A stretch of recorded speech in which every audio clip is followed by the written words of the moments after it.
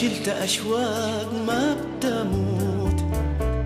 انت لو سافرت كايس في بلاد الغربة قوت، كيف بتتحمل عيونك يبني فيها العنكبوت.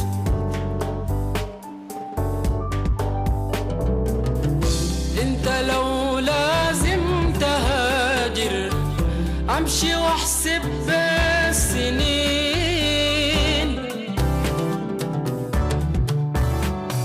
اخاف تقسي الغربة قلبك يوم يزور قلبك حنين.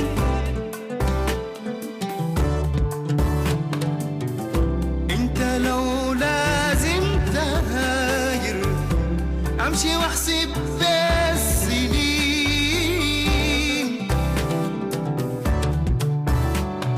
اخاف تقسي الغربة قلبك يوم يزور قلبك حنين.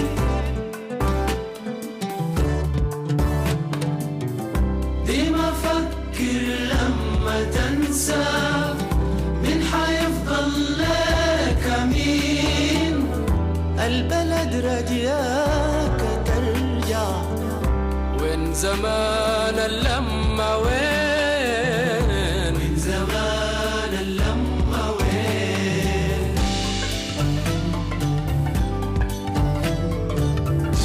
البلد محتاجة لك وانت محتاج للصمود، البلد عاوزاك صاحي وانت جسمك عاوز ينوم.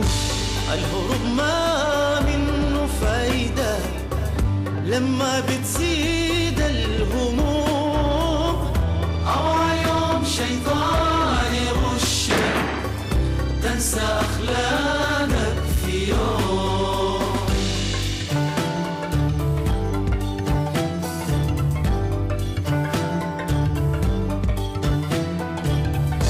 البلد خيرات أكتر من يفوتني للطيور، أو تخلي صغارة فيها وتمشي تنساها وتطير. البلد خيرات أكتر من يفوتني للطيور، أو تخلي صغارة فيها تمشي تنساها وتطير. نعمة في الليل تلقى نوره، في الصباح تلقى الزهور، ونعمة يوم ترجع تلاقي إنه ما عاد فيها نور، إنه ما عاد فيها نور.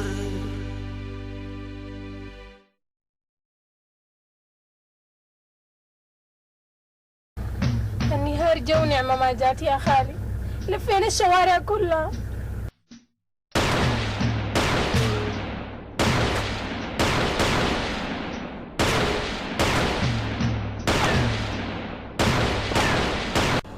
اسمعي يا عرفة، النور ده زميل دراسة وبس، وبعدين هو أصغر مني. أي، وبعدين أنا في عالم وهو في عالم تاني خالص. بتعرف شنو يا ود الإمارات أنت؟ بتعرف شنو يا ود ميكي؟ أنا ود الجبل. لسه ما لاقي مواصلات، يعني أعمل شنو أنا هسه؟ ومنو قال لك أساسا إنه ممكن يجي يوم وبلع فيه الحبة دي؟ ده موضوع حتمي يا كابتن، سيستم قالب جايز وانت ماشي فيه كويس. ما قدرت أصبر، الليل كله ما نمت بفكر في كلامك. أول ما الشمس طلعت جيت وانتظرتك هنا. كلامك صح، احتمال لو قعدت في البيت وقت طويل أغير رأيي. عشان كده أنا حمشي في درب تاني، درب المحاكم. بعد ده شغلك ده ذاته تخليهم، نحن امبارح طلعنا منها بعد تعب. أنا تاني بحاول أطلع بدري. لا تاني ولا تالت، سهر وتعب، قروش زي الناس ذاتها ما قاعدين يدوكي ليها. ما هو الشغل اللي بالقروش الشوية دي أنا ما صدقت لقيته.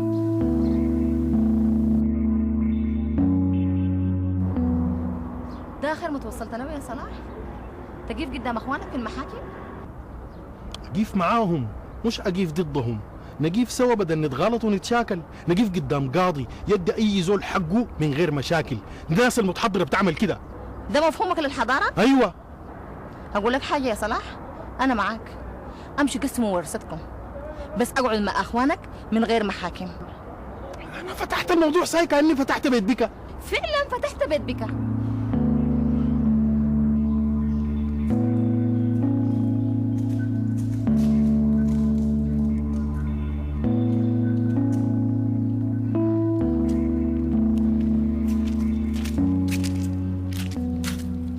تمام. غريبة، مين قاعدة براك كده؟ معناها جون سينا لسه ما وصل. وصل. غريبة. طيب ما لك قاعدة براك؟ عارفاك يا عرفة، من ما تزلني في موضوع ما بتخليه كله. امبارح شفتي محمود اتبشتن جنس بشتنا. براه لما الناس عليه. هاي ما كان داير يعمل عرض من عروضه، قام العرض اتقلب عليه.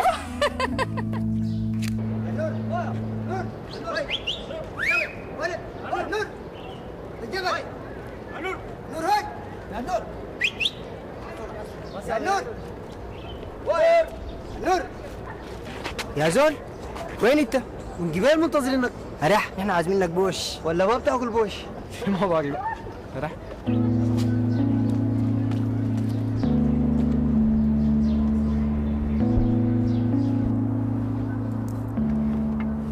بعد الكلام ده كله مصير يا صلاح؟ أيوة، وعشان أقفل الموضوع ده بشوف لي محامي عشان لا في زول يتكلم معي ولا أتكلم مع زول. انت عارف يا صلاح ليه ما عايز زول يتكلم معاك؟ لأنه جواك هش، والكلمة بتهبشك وبتعاند روحك عشان ما تظهر ضعيف. وأنا كنت متأكدة لو أنت مشيت بيتكم كنت حتفكر 100 مرة قبل ما تقرر قرار زي ده. ولأن أختك بدأت معاك بمشاكل ركبت طوال وش الشكل والعناد. لمتين يا صلاح يا أخ؟ لمتين بتدسى في الشخصية دي يا أخ؟ يا أخي أي زول جواه ضعف، وأي زول جواه ضعف. لمتين يا أخي تقدر تعيش لنا شخصية إنك زول قوي وأنت أضعف مما نتصور؟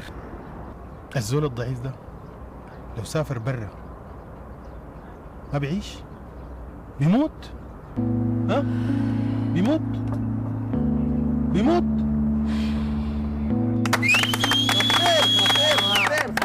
عجيب. اخواننا اللي شو ده كله؟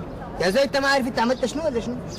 يا زول ده أهم حدث في جامعة الخرطوم هنا. انا والله لو كان فاتني المشهد ده كان بموت بالمغصب، وانت تقول لي نمشي نحضر كرة الارسنال. أنا كنت عارف، بس أنا لو كنت حكيت لك أنت بتصدق يا أمير؟ اكيد ما بصدق. طيب النور اشرب شنو؟ جبنة كيف؟ لا اشرب انقاره. يا إخواننا ست الشاي دي عندها شاي خطير. لا قرفة. نعناع كيف؟ النور تشرب شنو؟ فرنسا. خلاص قهوة بلبن. ايوه لما تقول قهوه بلبن يا حاجه اغلى واحد قهوه بلبن. والله يا حذيفة أنا الود ده حامل فيه عملية يا حذيفة. لما تبقى كويس إن شاء الله. قصدك شنو يا حذيفة؟ لا بس شايفك معسم شوية كده. ما معسم ولا أي حاجة. كويس. فتحت على روحك باب صعب شديد. بالعكس، بقيت أعرف ناس كتار وأعرف حتات كتار. مشيت بيت النمل، شربت شاي عن سعيدة، هو زول بيجي يلاقيني يسلم علي. كلهم في وقت الجد ما حتلقاهم. وقت الجد متين يا بكري؟ انت مفتكر محمود ده حيسكت؟ الزول ده ما عنده حاجة يخسرها أصلا.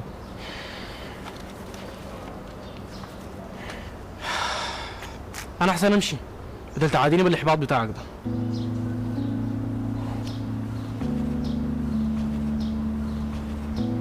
يا زول شايفه ليك مدي لي سكين كده في وشي وشغال لي الزول ده وين؟ الزول ده انا لو ما كسرت عينه وشنو كده ما ارهبني لك انا ذاتي. الساعه انا اشوفه لك طاير فوق ودقني الدرجه. والله انا لما اتخلعت والله بس ده وينه؟ منو؟ الشفت.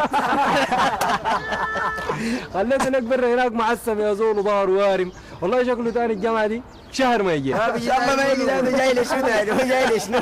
خليك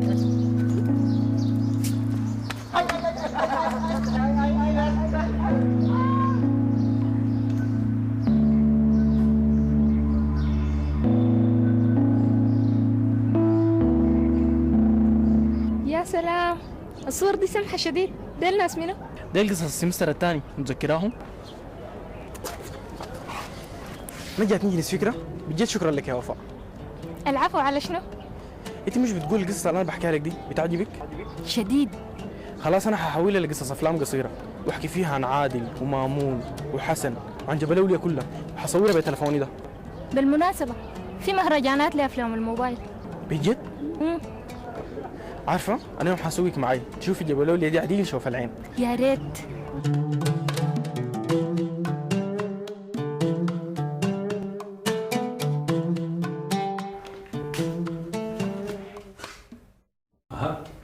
ما في جديد يا شعب؟ ما في جديد ساعتك والله. طيب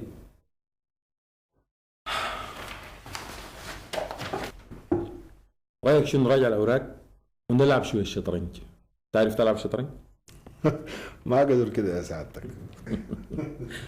ناس بالحذر ده احنا شايفينهم من برا وعساكرنا تمام التمام في المراقبه، بس العالم ده من جوا فيه شنو احنا ما عارفين. نزرع الناس نصهم؟ لا، نشيل قطعه منهم.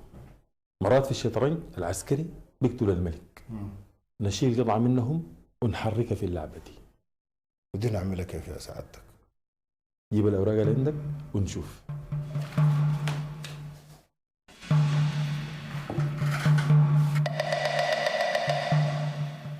نادر شايفك بقيت ما تجيب لي سيره القروش. شغاله يا هدهد. شايفك شغاله يا نادر يا اخي. نحن قروش البيت دي شلنا منها كثير جدا.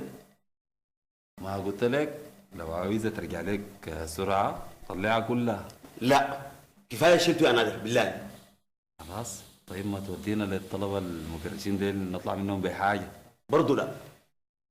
اخريك بدل ما امشي انا براي وانت ما تلقى حاجة. تمشي وين؟ هي شقة ود اختك.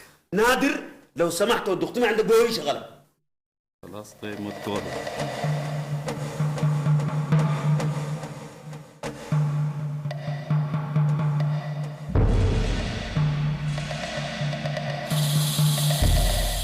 حسب المراقبة في واحد اسمه هاشم سعيد الضو بدوي، وده تقريبا ساكن برا، ما قاعد يطلع ويجي. في نادر محمدين الناير، ده بيطلع وبيجي كتير، تقريبا قاعد مع هاشم ده. في شباب بيجوا بالليل في دخان وسكر وكده،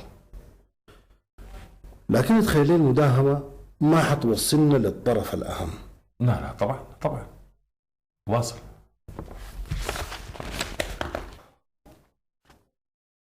يا عمك ده ناشف شديد. السعدي دق لي جرس في القروش. انت لكن ما كترتها شديد؟ القروش دي ذاته ما هو ما تعبان فيها، ما بيمشي البنك وبيشيل كده. اسمعني خلينا منه. يعني احنا الليله حنستلم وين؟ بضرب لك لما يجيني تليفون. اسمعني انت لسه غير الاقامه الجبريه؟ قصدك الترطيبه الجبريه؟ الاسم نادر ده يا سعادتك كانت حركته بين البيت اللي فيه هاشم وواحد اسمه ايهاب عبد العظيم. ايهاب ده كانت الحركه كتير على بيته، لكن السجل الشديد واضح انه موزع، لكن ما المعلم الكبير لانه بوزع في الاحياء القريبه له. طيب البيت اللي قاعد فيه ايهاب ده مسجل باسم منه؟ تصور يا سعادتك ما لقينا له اي ورق، لكن في النهايه حمرقه. طيب والبيت اللي فيه هاشم؟ البيت اللي فيه هاشم ده شراكه ما بين سهام سعيد الضو بدوي وسالم النور محمد النور. نعم؟ انت متأكد؟ متأكد يا سعادتك؟ بس سالم ده انا متزوج اخته. شنو يا ايهاب؟ شايفك ما شغال بي ولا يحزن في الحاصل. شنو يا اخي؟ هسي استلمتها، برسل لك مكان التسليم في رسالة تقرا وتمسح طوالي. هالمرة دي وين؟ مغابر ولا عمود كهرباء ولا مزيرة ولا وين يعني؟ الرسالة بتصل شفقان مالك؟ يا اخي بشفك يقدر احصل الضل ده قبال ما يفوق ويجيب سيرة القروش. نقوم ندخله عالم تاني. انت بس رسل يا عمك، رسل يا اخي.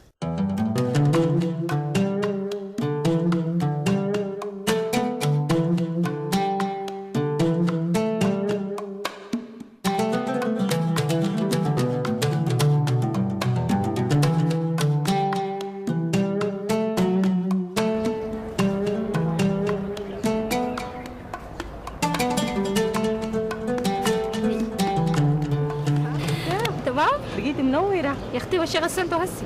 اها طيب الحنان ده معلومة غسلتي معاك؟ ما عاملي لك مواضيع من راسك يا اختي. النور جه، انا امشي اخذ لي السلبي واجي. ما قلت غسلت الحنان نسيتها. عارف يا بكري، انا حبيت جامعة الخرطوم دي جدا. عارف ليه؟ لأنها عرفتني بوفاء. انا هقول لك مع انه عارف ما حتشتغل بيه، لكن اوصف لك بتحس بنفسك خفيف وقلبك ماسكاوية باردة يا بكري. ما كده وبس، بتشوف الدنيا دي كلها ملونة وضلها بنفسجي. لما اتكلم انا عارف الكلام ده بجيبه من وين اساسا. كلام ما عارف انا كنت يعني ما كان جواي، فجأة طلع. لما تتكلم هي يا بكري كلام ما قاعد اسمعه، كلام بحسه. طيب اوصف لك بالكورة، شفت برشلونة تكون غالبة للمدريد 5 والسادس يجيبوا ميسي؟ تعرف الاحساس ده؟ ما بحب الريال بالمناسبة. يا رباه، اخيرا بكري طلع من السكوت بتاعه والاحباط. مسكت عليك حاجه يا معلم.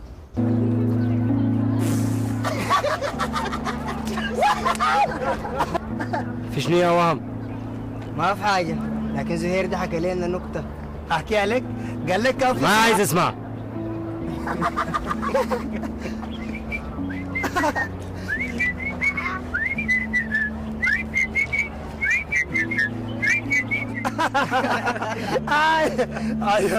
الصيني قال شنو؟ انا عارف لك. باي ما انت بتغني والله ما لقطة ريحتنا كده. هسه خلاص ده اكتر زول ممكن نركز عليهم من الاسماء دي منه عشان نضغط عليهم. ايهاب، لانه ممكن نلقى عنده كميه كبيره. هاشم، الطريقة الجديدة دي لذيذة، يعني الزول يمشي المزيرة يشرب له موية وينجز. انا مشيت البنك يا نادر. جبت القروش؟ لا، مشيت راجعت الحساب، لقيت احنا سحبنا كتير جدا من قروش البيت دي يا اخي. خلاص جرب النوع الهندي ده عشان تعرف تفكر. يا اخي هندي شنو يا اخي؟ هندي شنو يا اخي؟ انا بس عايز افكر في موضوع القروش ده، اتكلم فيه. يعني ما عايز؟ خلاص انا بمشي اشوف حسني وين واخرج معاه. خلاص تعال تعال تعال تعال تعال تعال. انا اول ما نخرج طوال نبدا نتكلم في موضوع القروش ده. خلاص يلا امشي جيبها. اصل كيف اجيب الحاجات. اسمع موضوع القروش ده لازم نتناقش فيه.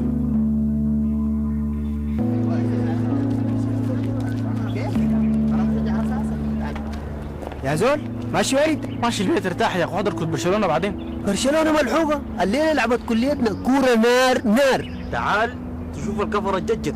يا زول تكين شوف التشجيع على وصوله. يا زول يا اخي دي الكوره فيها تكتيك مبالغه، دي كوره ما بتتفوت يا اخي. انا عارف ما بتتفوت. انا يا زول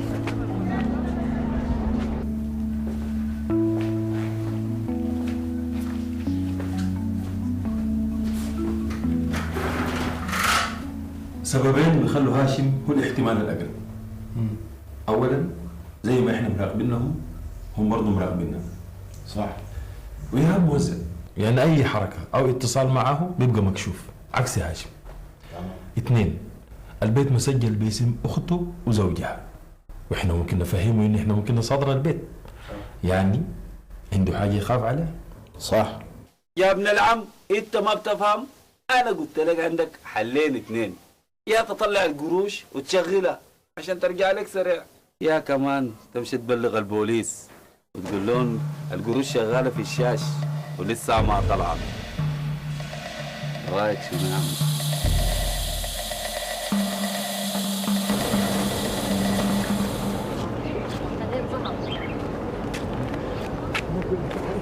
ده شنو يا النور؟ انت مش قلت ماشي؟ الليله كورية الكليه وما كنت عارف، قلت اشوف لي برنامج جديد واشجع هندسه، تمشي معاي؟ تمشي معاك وين؟ انت قايلني خاينه؟ كيف يعني خاينه؟ هندسه لعبه مع اداب، والميدان بيناتنا يا حميدان.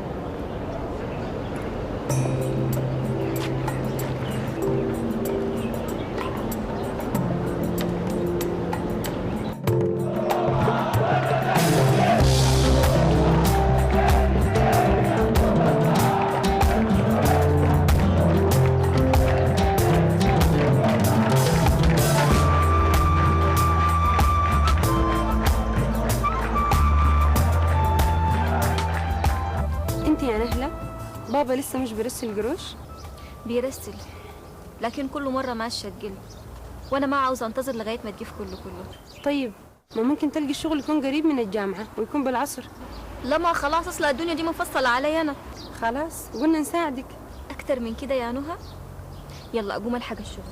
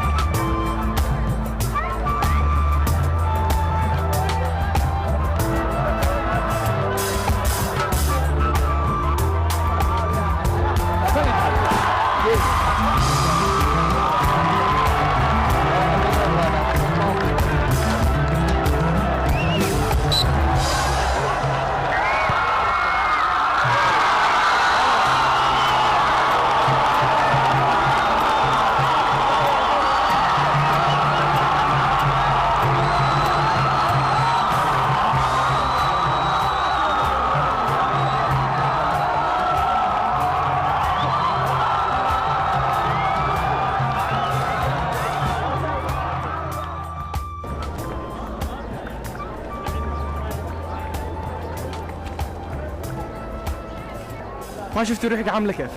الكواريك بتفرق بالزول. انا عازمك عصير، تعود السوائل فقدتيها دي.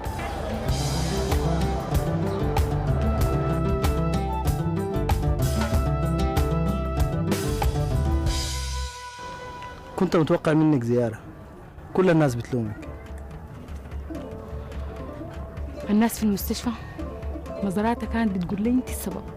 نفس النظرات دي بتقول لي لو ما خدتها تارك تبقى انت ما راجل.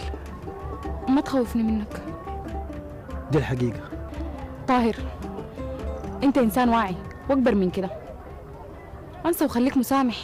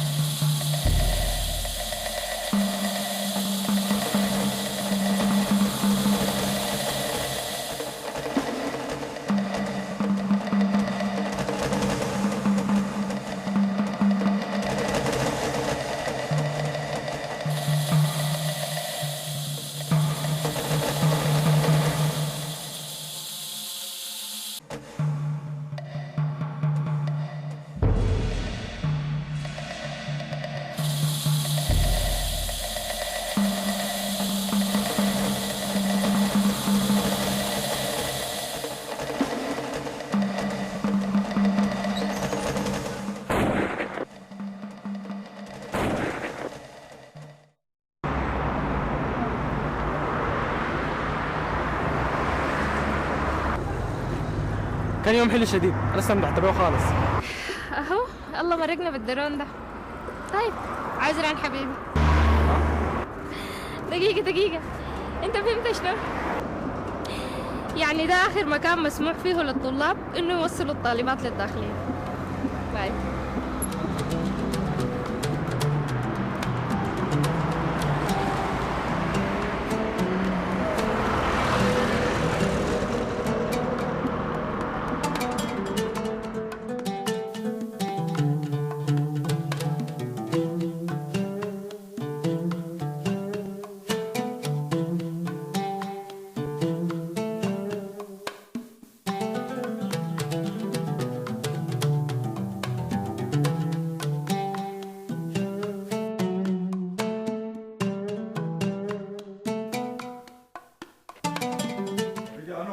ايوه يا ابوي.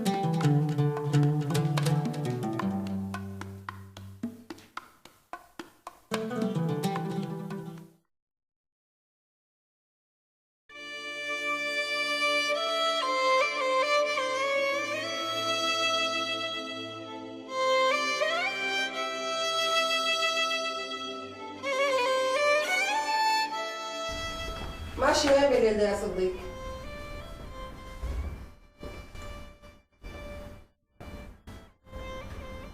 ماشي ساكت، ماشي يا حوم، شم الحرية. اهتمام بس الشوارع ده تاني ما القى.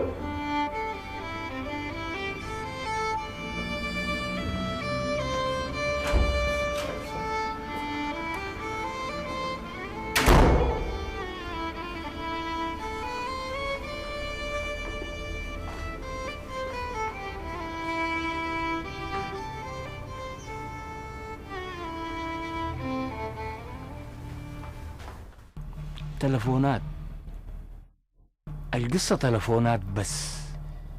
الحكومة دي ما بتقدر تجي هنا. نحن نحرق عربيتين وما نجازف، قبضوها نحرق عربيتين تاني، في النهاية حنعوض خسارتنا بنعوضها. الحكومة ما بتقدر تقطع الحدود، لكن أبو الليل ماله كمان. عملتها يا تافي. الطلقة خسارة فيك.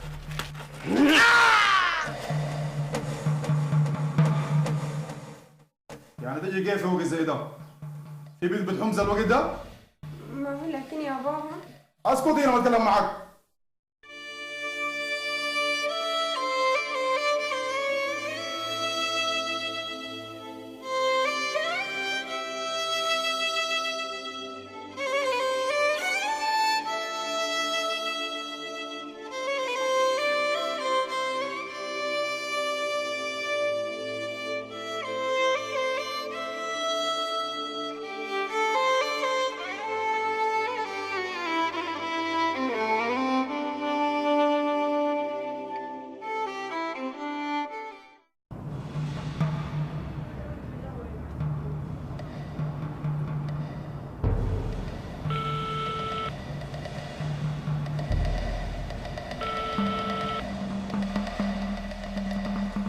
الزول ده ما بيقدر يرد عليك، لكن ما في حاجة بيقدر يعملها أنا ما بقدر أعملها لك.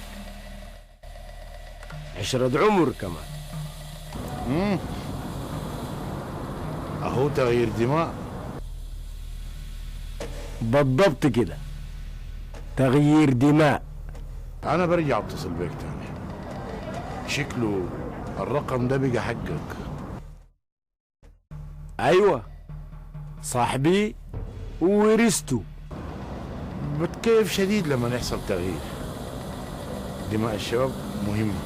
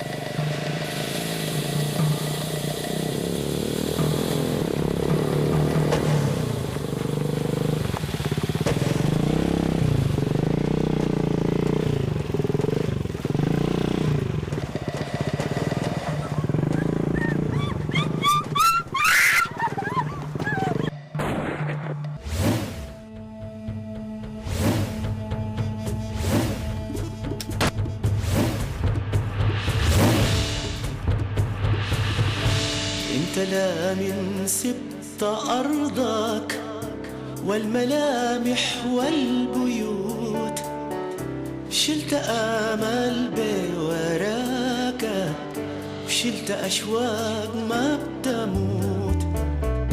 انت لو سافرت كايس في بلاد الغربة قوت، كيف بتتحمل عيونك يبني فيها العنكبوت.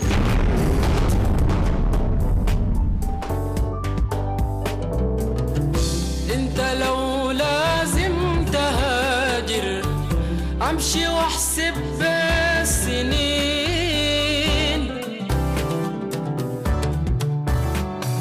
اخاف تقسي الغربة قلبك يوم يزور قلبك حنين.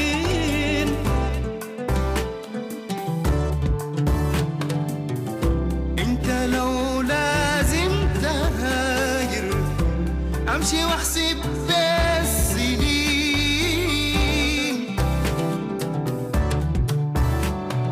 اخاف تقسي الغربة قلبك يوم يزور قلبك حنين.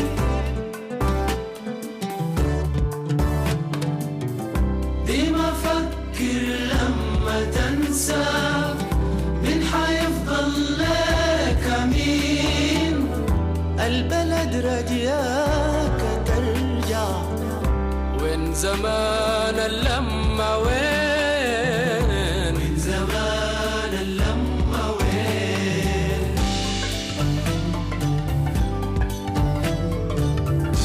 البلد محتاجة لك وانت محتاج للصمود، البلد عاوزاك صاحي وانت جسمك عاوز ينوم. الهروب ما منه فايدة لما بتزيد الهموم، أو يوم شيطان يغشك تنسى أخلاقك في يوم.